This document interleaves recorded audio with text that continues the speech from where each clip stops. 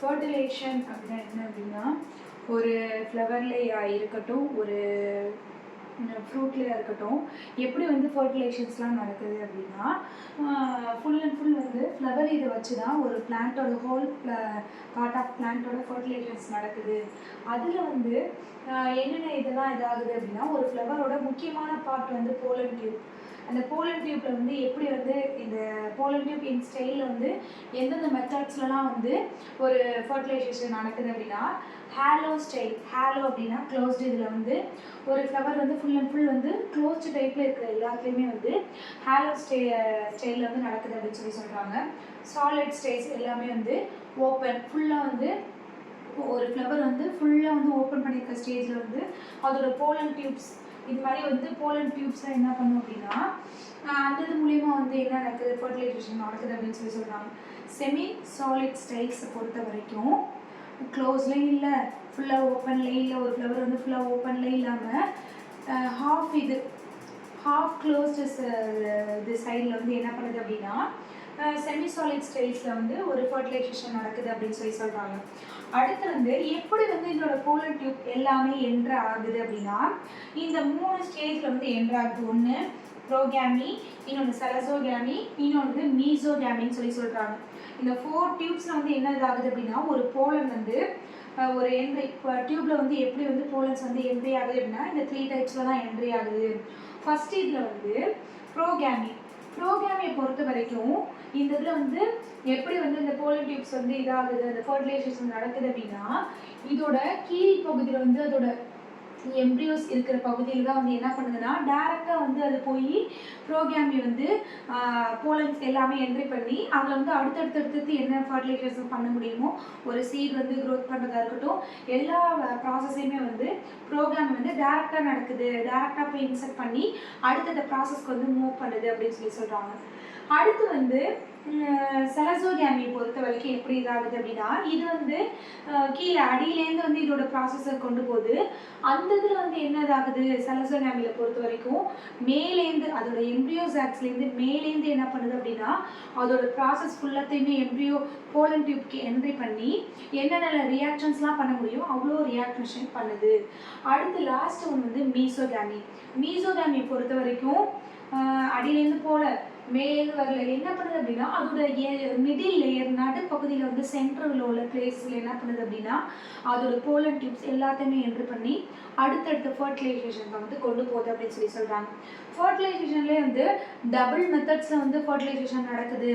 அந்த ஃப்ளவரை பொறுத்த வரைக்கும் டபுள் லேயரில் நடக்குது. ஒன்று வந்து டைகாட்டாக இருக்கட்டும் மோனோகாட்டாக இருக்கட்டும் டபுள் லேயர்ஸ் ஆஃப் இதில் வந்து நடக்குது அப்படின்னு சொல்கிறாங்க.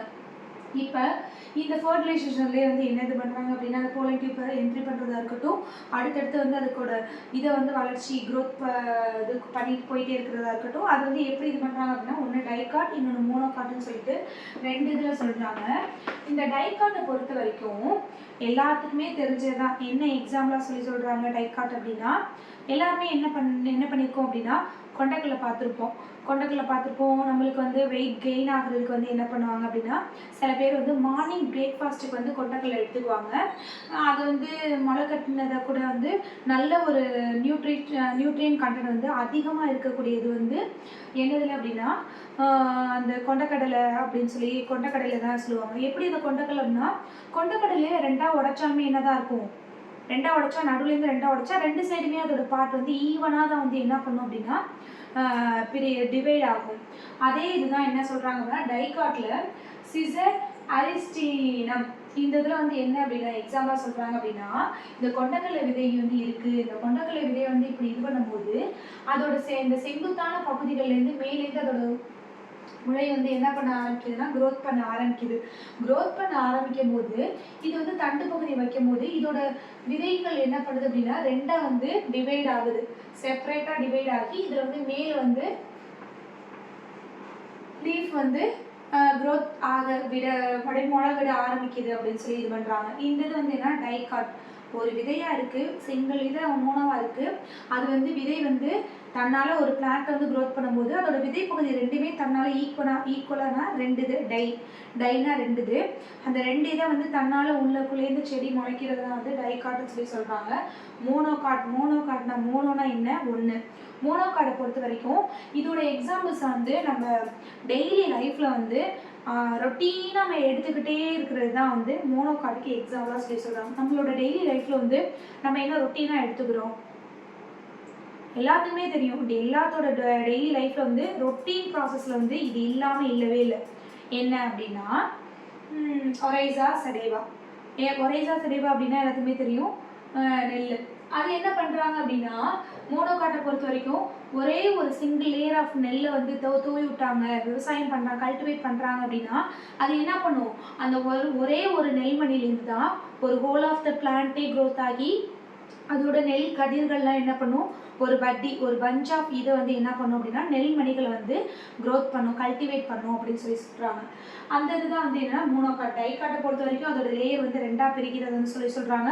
மோனோகாட்டை பொறுத்த வரைக்கும் சிங்கிள் ஒரு விதை போட்டோம்னா அது ஃபுல்லாக ஒரு பிளான்ட்டாக க்ரோத் ஆகி அதில் வந்து ஒரு இதுக்கு பதிலாக 10 அதோட மடங்காக வந்து டபுள் மடங்காக வந்து இன்க்ரீஸ் பண்ணுறதுல தான் வந்து மோனோகாட் வந்து எக்ஸாம்பிளாக சொல்லி சொல்கிறாங்க.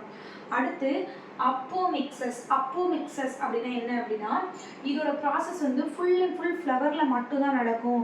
ஒரு ஃப்ளவர் இருந்துச்சு அப்படின்னா அந்த ஃப்ளவர்லேருந்து சீர் வரதா இருக்கட்டும், அதுலேருந்து வந்து போலன், ஸ்டிக்மா, ஸ்டைலு, அதுலேருந்து என்னென்ன நெக்ஸ்ட் ப்ராசஸ்க்கு கொண்டு போய் ஒரு ஆந்தர் வாலை க்ரியேட் பண்ணுறதா இருக்கட்டும், அடுத்தடுத்து என்னென்ன ஸ்டெப்ஸ்க்கு வந்து மூவ் பண்ணலாம், ஒரு கேரக்டர் வந்து இன்னொரு ஃப்ளவரில் வந்து இன்சர்ட் பண்ணுறதுக்காக இருக்கட்டும், இல்லை அந்த பிளான்ட் வந்து ஒரு பிளான்ட்டோட கேரக்டரை ஃபுல்லாக அப்சர்வ் பண்ணி ஒரு நியூலி ஒரு பிளான்ட்டை வந்து க்ரோத் பண்ணுறதுக்கான எல்லா கெப்பாசிட்டியுமே ஃப்ளவருக்கு இருக்குது. அதே ரியாக்ஷன்ஸ் தான் வந்து அப்போமிக்சஸில் வந்து ரியாக்ட் பண்ணுது அப்படின்னு சொல்லி சொல்கிறாங்க. அடுத்து பாலி எம்ப்ரியானி பொறுத்த வரைக்கும் சீடு இருக்கிற ஃப்ரூட்ஸ் எல்லாமே வந்து பாலி எம்ப்ரியானிக்கு வந்து எக்ஸாம்பிள் சொல்லி சொல்கிறாங்க. எப்படி அப்படின்னா நம்ம வந்து ஒரு ஃப்ரூட் பார்த்தோம் அப்படின்னா எல்லா விதமான ஃப்ரூட்லேயுமே என்ன இருக்கும் அப்படின்னா சீடு இருக்கும்.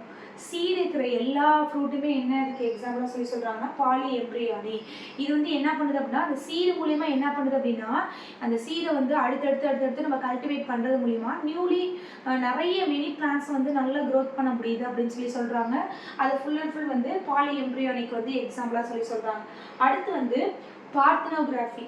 இதுதான் நம்மளோட லாஸ்ட் டாபிக். இது வந்து பார்த்தனோகிராஃபியை பொறுத்த வரைக்கும் என்ன அப்படின்னா அப்போமிக்சஸை வந்து பார்த்தோம் ஃப்ளவரு, பாலி எம்ப்ரியானை பார்த்தோம் சீடு உள்ள ஃப்ரூட்ஸ் இது எல்லாத்தையுமே.